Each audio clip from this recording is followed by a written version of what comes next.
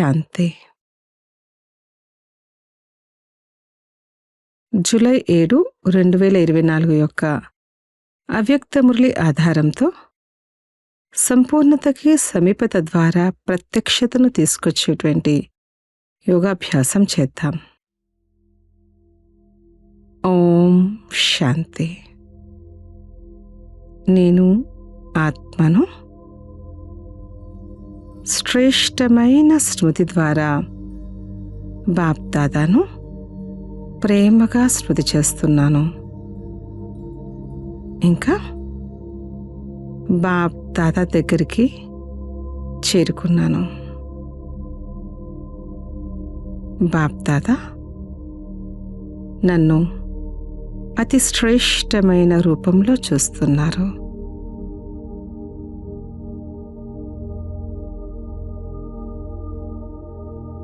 నేను మొత్తం కల్పంలో పరమ పవిత్రమైన ఆత్మను.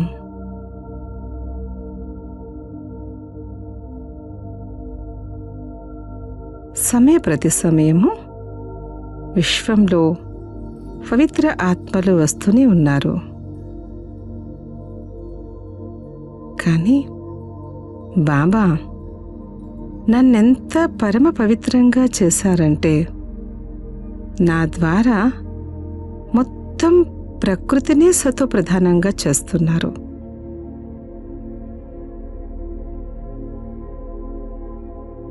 నన్ను ఎంత పవిత్రంగా చేశారంటే విశ్వంలో ఉన్న జడమైన చైతన్యమైన అన్నీ కూడా పవిత్రమవుతున్నాయి. నేను పరమ పవిత్రమైన ఆత్మను.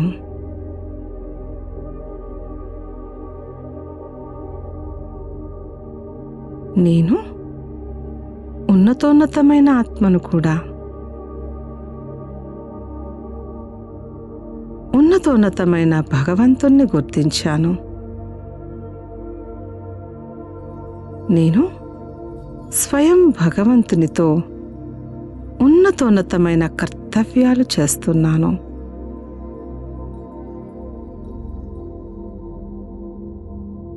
ఆత్మిక దృష్టి, కళ్యాణ భావన, ప్రభు పరివారము ప్రతి శ్రేష్టమైన భావన కలిగి ఉన్నాను.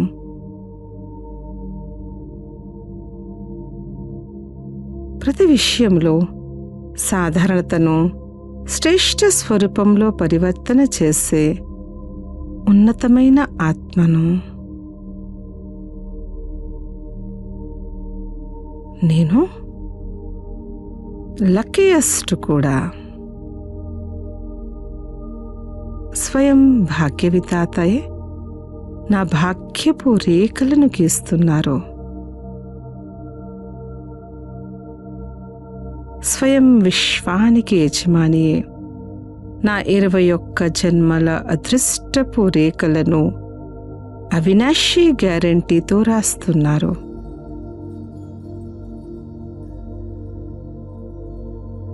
నాకు 21 జన్మల కోసం ఎప్పుడు కూడా దుఃఖము, అశాంతి అనుభూతి కానే కాదు.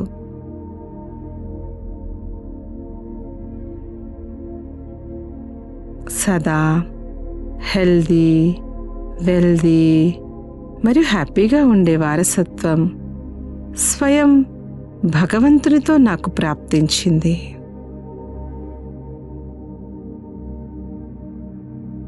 నేను లక్కీయెస్ట్. నేను రిచెస్ట్ అనగా సుసంపన్నమైన ఆత్మను. నా ప్రతి స్మృతిలోని ప్రతి అడుగులో పద్మాలున్నాయి.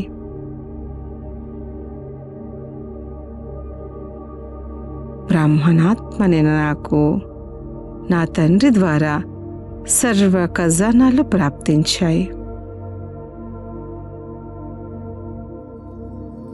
మొత్తం కల్పంలో అత్యంత సంపన్నమైన ఆత్మను నేను.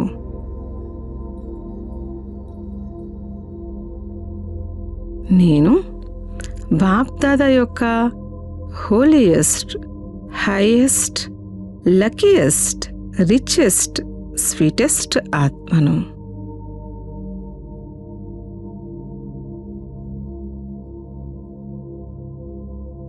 బాబా సమ్ముఖంలో చాలా సంతోషంగా ఉన్నాను.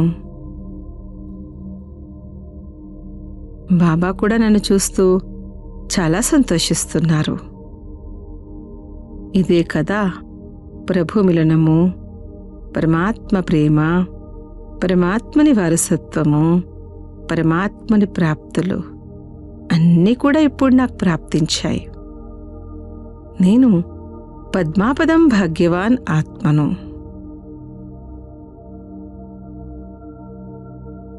ఒక దృశ్యం నాకెదురుగా అనుభవం అవుతుంది. పైనుంచి నేను భూమిని చూస్తున్నాను. కాలచక్రం యొక్క అంతిమ చరణం నడుస్తోంది. అన్ని రకాల సమతౌల్యాలు చెదురుమదురైన కారణంగా పంచతత్వాలు కూడా దయనీయ స్థితిలో ఉన్నాయి. ప్రకృతి వికరాల రూపంలో ఉంది. ఆత్మలందరి మధ్యన చిన్న పెద్ద అభిప్రాయ భేదాల కారణంగా అప్రసన్నత,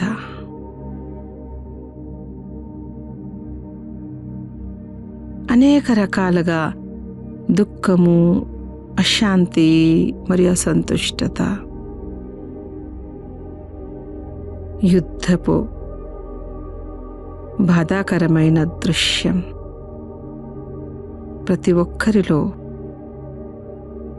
ఒక సుఖమయ ప్రపంచం కోసం ఆశ కనిపిస్తుంది.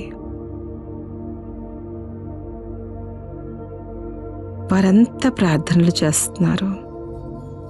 ఈ దుఃఖము, బాధాకరమైనటువంటి ప్రపంచం నుంచి ముక్తి కావాలి అని. వారందరి సూక్ష్మ శబ్దాలు నా వరకు చేరుకుంటున్నాయి. నేను విశ్వ పరివర్తక ఆత్మను, దయాస్వరూపాత్మను, దాతను. నేను నా సంపన్న సంపూర్ణ స్థితికి చేరుకున్నాను.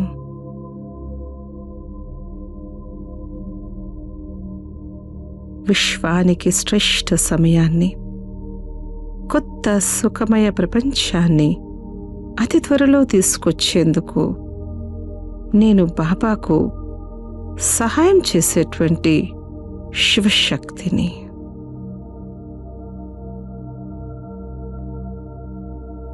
శ్రేష్టమైన స్థితితో శ్రేష్టమైన ప్రపంచాన్ని తీసుకొస్తాను.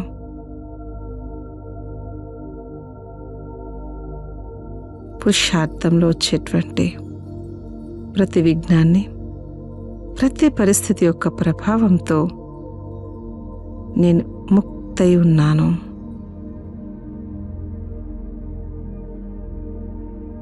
నేను ధైర్యంగా ముందుకు వెళ్తున్నాను. ప్రతి అడుగులో 1000 అడుగుల తండ్రి సహాయం నాకు అనుభవం అవుతుంది.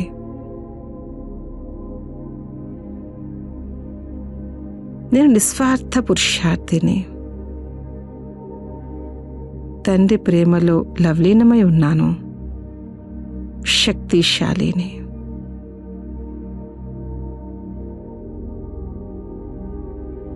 స్వపరివర్తనతో విశ్వ పరివర్తన చేసేటువంటి శ్రేష్ఠ ఆత్మను.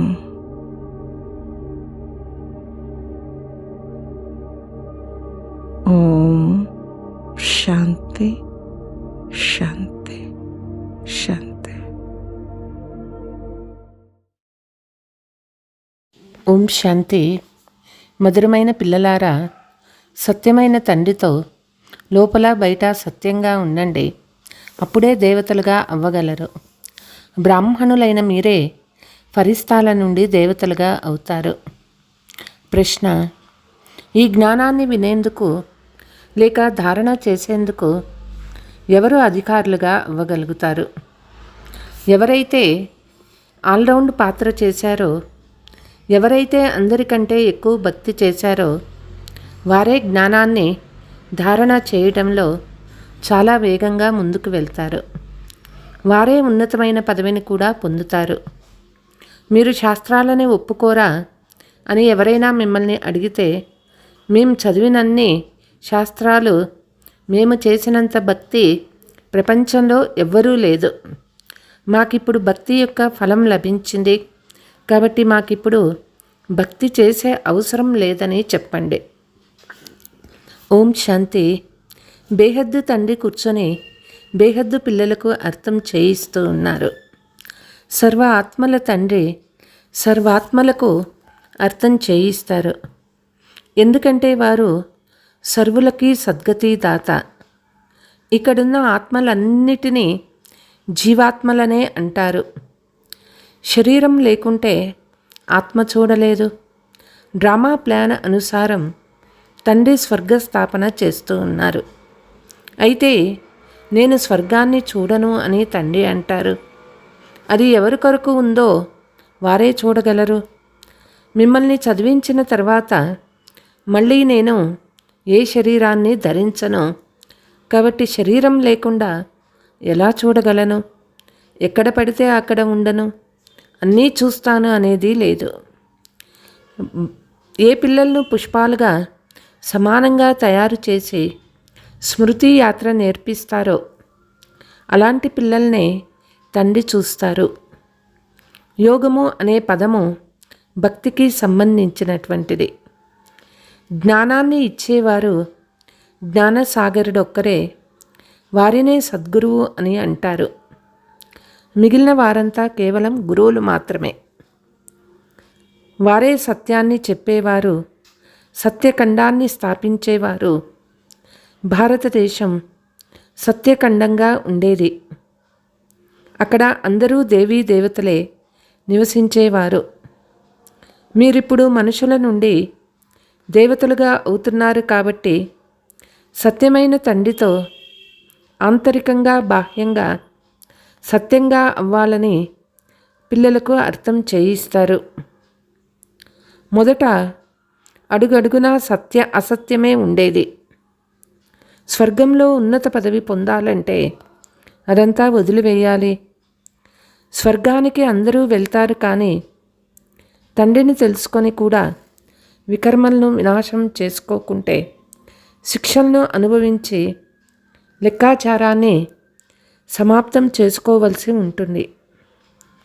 పదవి కూడా చాలా తక్కువ లభిస్తుంది. పురుషోత్తమ సంగమ యుగంలో రాజధాని స్థాపన అవుతూ ఉన్నది. రాజధాని సత్యయుగంలో కానీ కలియుగంలో కానీ స్థాపన అవ్వదు. ఎందుకంటే తండ్రి సత్యయుగంలోనూ రారు, కలియుగంలోనూ రారు. ఈ యుగాన్ని పురుషోత్తమ కళ్యాణకారి యుగమని అంటారు.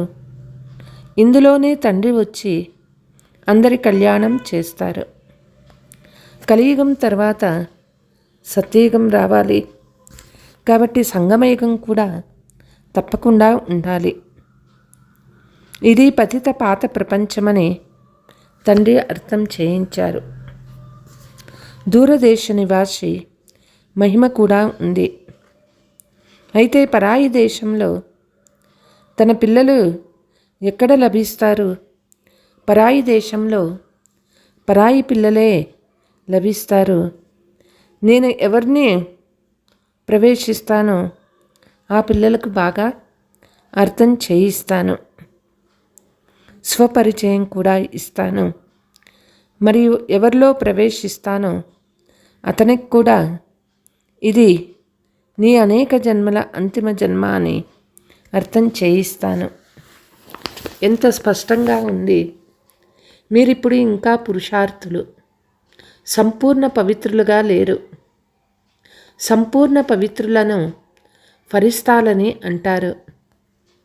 ఎవరైతే పవిత్రంగా లేరో వారిని పతితులనే అంటారు. ఫరిస్తాలుగా అయిన తర్వాత మళ్ళీ దేవతలుగా అవుతారు. సూక్ష్మవతనంలో మీరు సంపూర్ణ ఫరిస్తాలను చూస్తారు. వారిని ఫరిస్తాలని అంటారు. తండ్రి అర్థం చేయిస్తారు. పిల్లలారా, ఒక్క తండ్రినే స్మృతి చేయండి. అల్ఫ్ అనగా బాబా, వారినే అల్లా అని కూడా అంటారు. తండ్రి ద్వారా స్వర్గ వారసత్వము లభిస్తుందని పిల్లలు అర్థం చేసుకున్నారు. స్వర్గాన్ని ఎలా రచిస్తారు? స్మృతి యాత్ర మరియు జ్ఞానం ద్వారా. భక్తిలో జ్ఞానం ఉండదు. బ్రాహ్మణులకు కేవలం ఒక్క తండ్రి మాత్రమే జ్ఞానం ఇస్తారు. బ్రాహ్మణులు సిక కదా, మీరిప్పుడు బ్రాహ్మణులుగా ఉన్నారు. తర్వాత బాజోలి ఆడతారు. బ్రాహ్మణ దేవత క్షత్రియ శూద్రులుగా అవ్వటమే విరాట రూపమని అంటారు. విరాట రూపము బ్రహ్మ విష్ణు శంకరులదని అనరు. అందులో సిక మరియు బ్రాహ్మణులే లేరు. తండ్రి బ్రహ్మ తనువులో వస్తారని ఎవరికీ తెలియదు. బ్రాహ్మణ కులమే సర్వోత్తమ కులము. ఇప్పుడు తండ్రి వచ్చి చదివిస్తూ ఉన్నారు. తండ్రి శూద్రులనైతే చదివించరు కదా, వారు బ్రాహ్మణులనే చదివిస్తారు. చదివించడంలో కూడా సమయం పడుతుంది. రాజధాని స్థాపన అవ్వనున్నది. మీరు ఉన్నతమైన పురుషోత్తములుగా అవ్వండి. కొత్త ప్రపంచాన్ని ఎవరు రచిస్తారు? తండ్రే రచిస్తారు. ఇది మర్చిపోకండి. మాయ మిమ్మల్ని మరిపింప చేస్తుంది. దాని కర్తవ్యమే మరిపింప చేయడం. అది జ్ఞానంలో అంతగా జోక్యం చేసుకోదు. స్మృతిలోనే జోక్యము చేసుకుంటుంది. ఆత్మలో చాలా మురికి నిండి ఉంది. అది తండ్రి స్మృతి లేకుండా శుభ్రం అవ్వలేదు.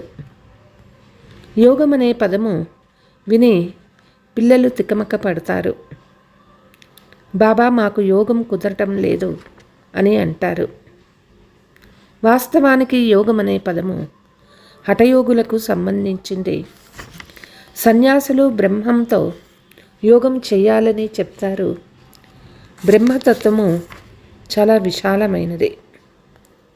ఆకాశంలో నక్షత్రాలు కనిపించిన విధంగా అక్కడ కూడా చిన్న చిన్న నక్షత్రాలు వంటి ఆత్మలు ఉంటాయి.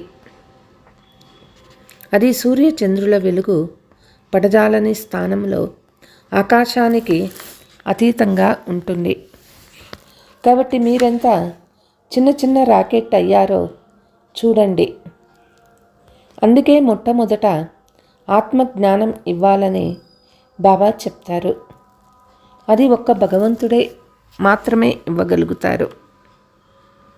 కేవలం భగవంతుని గురించే కాదు, వారికి ఆత్మల గురించి కూడా ఏమీ తెలియదు.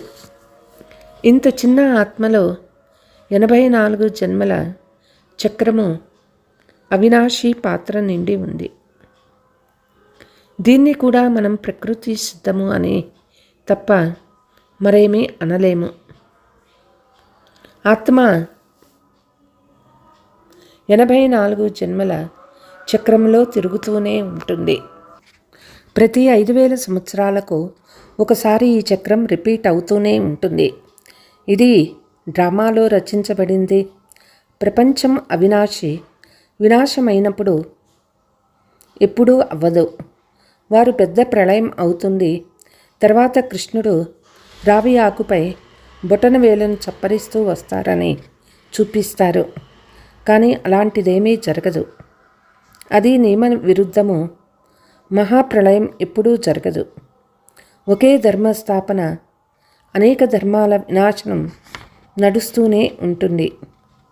ఈ సమయంలో ముఖ్యంగా 3 ధర్మాలు ఉన్నాయి. ఇది శుభకరమైన సంగమ యుగము. పాత ప్రపంచము మరియు కొత్త ప్రపంచానికి రాత్రి పగలు ఉన్నంత తేడా ఉంది. నిన్న కొత్త ప్రపంచం ఉండేది.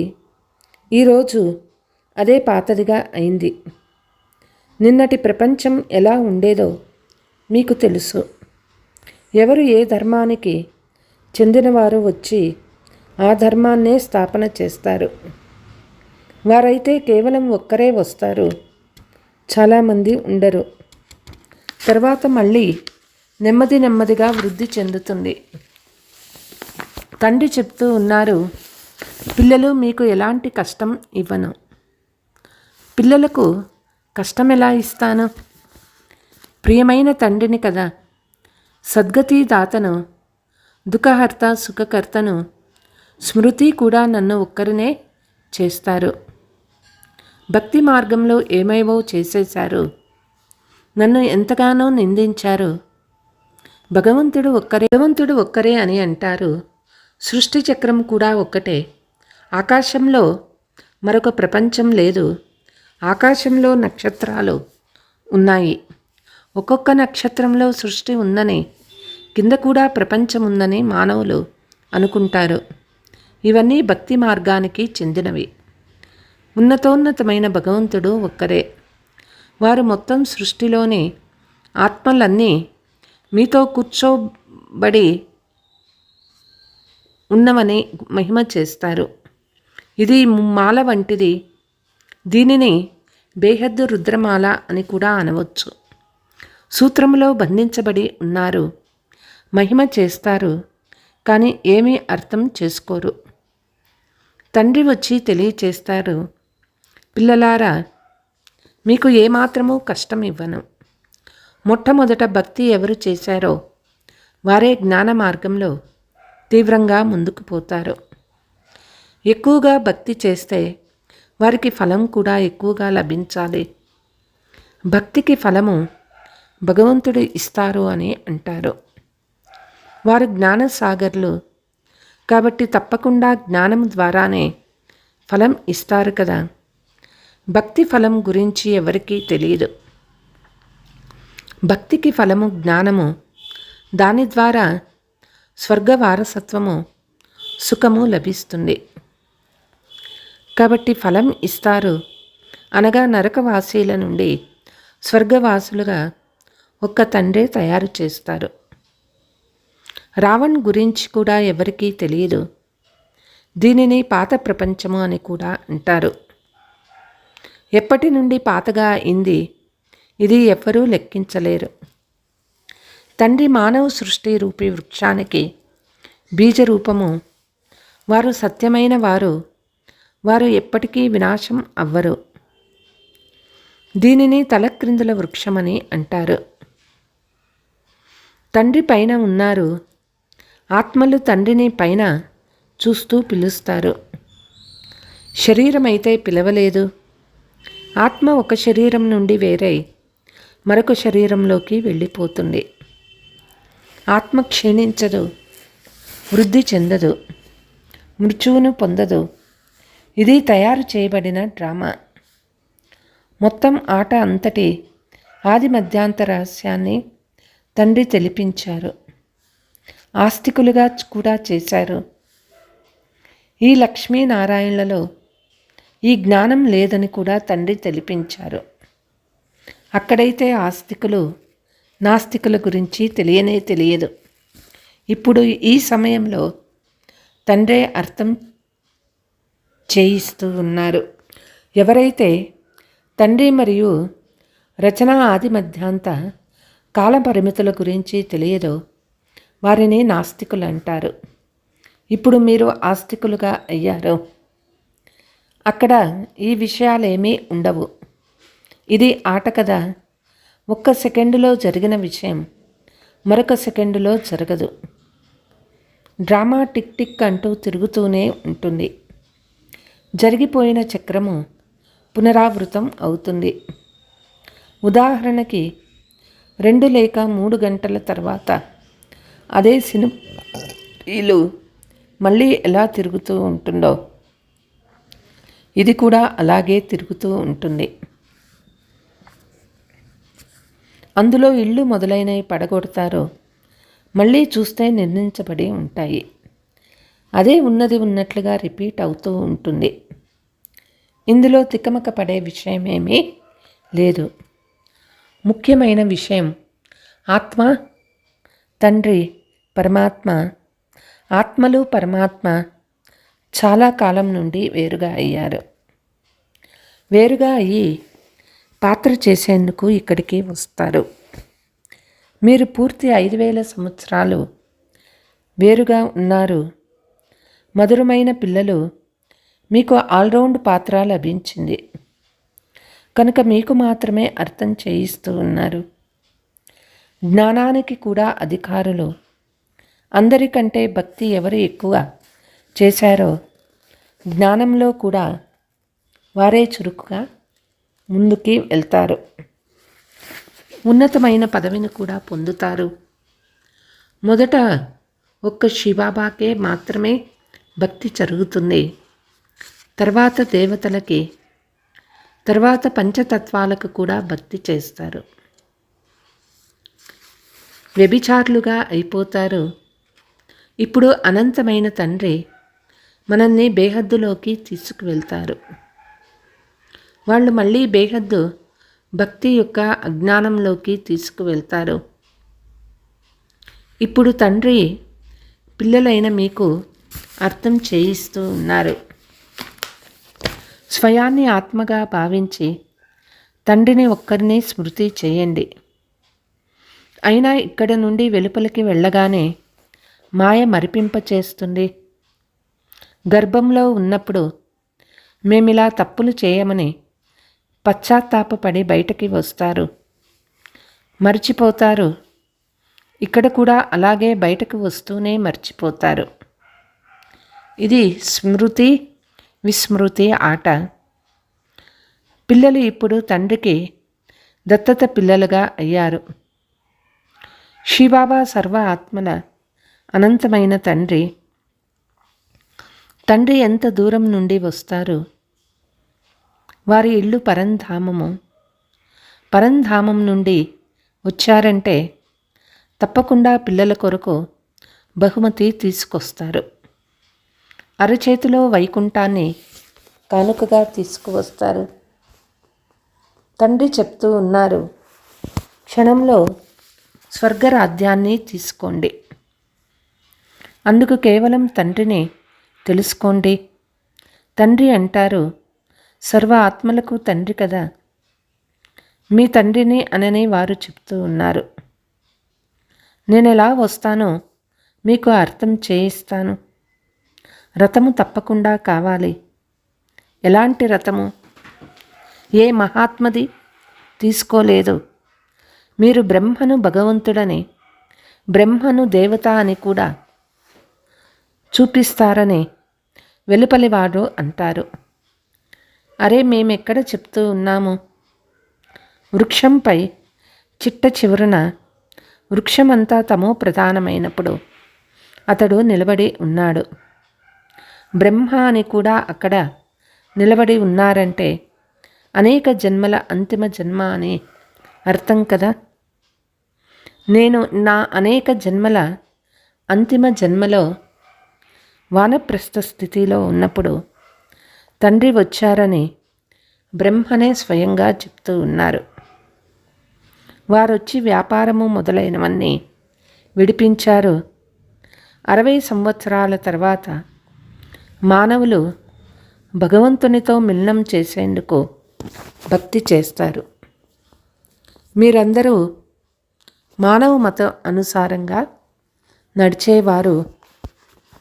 ఇప్పుడు తండ్రి మనకు శ్రీమతం ఇస్తూ ఉన్నారని బాబా చెప్తారు. శాస్త్రాలు వ్రాసింది కూడా మానవులే. దేవతలు వ్రాయరు, చదవరు. సత్యయుగంలో శాస్త్రాలు ఉండవు, భక్తినే ఉండదు. శాస్త్రాలలో అంతా కర్మకాండ గురించి వ్రాయబడి ఉంది. ఇక్కడ అలాంటి విషయమే లేదు. బాబా జ్ఞానంనివ్వడం మీరు చూస్తారు. భక్తి మార్గంలో చాలా శాస్త్రాలు చదివాము. మీరు వేద శాస్త్రాలు మొదలైనవి నమ్మారా అని ఎవరైనా అడిగితే మనుష్య మాత్రులందరికంటే మేమే ఎక్కువగా ఒప్పుకుంటాము అని చెప్పండి. మొదటి నుండి అవ్యభిచారి భక్తి కూడా మేమే చేశాము. మాకిప్పుడు జ్ఞానం లభించింది. జ్ఞానం ద్వారా సద్గతి లభిస్తుంది. కాబట్టి మేము ఇంకెందుకు భక్తి చేస్తాము అని చెప్పండి. తండ్రి చెప్తూ ఉన్నారు, పిల్లలారా, చెడు వినకండి, చెడు చూడకండి. మధురాతి మధురమైన పిల్లలారా, స్వయాన్ని ఆత్మ అని నిశ్చయం చేసుకోండి. తండ్రి చాలా సరళంగా తెలియచేస్తూ ఉన్నారు. వారు నేను అల్లాను అని అనేస్తారు. ఇక్కడ నేను ఆత్మను, తండ్రి సంతానాన్ని అని మీకు శిక్షణ లభించింది. దీనిని మాయ క్షణక్షణము మరిపింపచేస్తుంది. దేహాభిమానం ఉంటేనే ఉల్టా పనులు జరుగుతాయి. తండ్రి చెప్తూ ఉన్నారు, పిల్లలారా, తండ్రిని మర్చిపోకండి, సమయాన్ని వృధా చేయకండి. అచ్చా, मीठे मीठे सिकीलते बच्चों प्रति मात पिता बाप दादा का याद प्यार और गुड मॉर्निंग. रूहानी बाप की रूहानी बच्चों को नमस्ते. हम रूहानी बच्चों की रूहानी मात पिता बाप दादा को याद प्यार गुड मॉर्निंग, నమస్తే నమస్తే. ధారణ: రచయిత మరియు రచనా రహస్యాన్ని యథార్థంగా అర్థం చేసుకొని ఆస్తికులుగా అవ్వాలి. డ్రామా జ్ఞానంలో తికమక పడరాదు. తమ బుద్ధిని హద్దు నుండి బేహద్దులోకి తీసుకువెళ్ళాలి. సూక్ష్మవతనవాసి ఫరిస్తా అవ్వాలంటే సంపూర్ణ పవిత్రులుగా అవ్వాలి. ఆత్మలో నిండిన మురికిని స్మృతి బలం ద్వారా తొలగించి శుభ్రం చేసుకోవాలి. వరదానము: ఈశ్వరీయ రసాన్ని అనుభవం చేసి ఏకరసా స్థితిలో ఉండే శ్రేష్ఠ ఆత్మాభవ. ఏ పిల్లలైతే ఈశ్వరీయ రసాన్ని అనుభవం చేస్తారో వారికి ప్రపంచంలోని అన్ని రసాలు రసహీనంగా అనిపిస్తాయి. ఉండేదే ఒక మధురమైన రసమైనప్పుడు అటెన్షన్ ఒక్కవైపే పోతుంది. సహజంగానే ఆ ఒక్కవైపు మనస్సు లగ్నమవుతుంది. శ్రమ అనిపించదు. తండ్రి స్నేహము, తండ్రి సహాయము, తండ్రి తోడు, తండ్రి ద్వారా సర్వప్రాప్తులు సహజంగానే ఏకరసా స్థితిని తయారు చేస్తాయి. ఇటువంటి ఏకరసా స్థితిలో స్థితమై ఉండే ఆత్మలే శ్రేష్టమైన ఆత్మలు అవుతారు. స్లోగన్: చెత్తను ఇముడ్చుకొని రతనాలను ఇవ్వడమే మాస్టర్ సాగరంగా అవ్వడం. అచ్చా, ఓం శాంతి.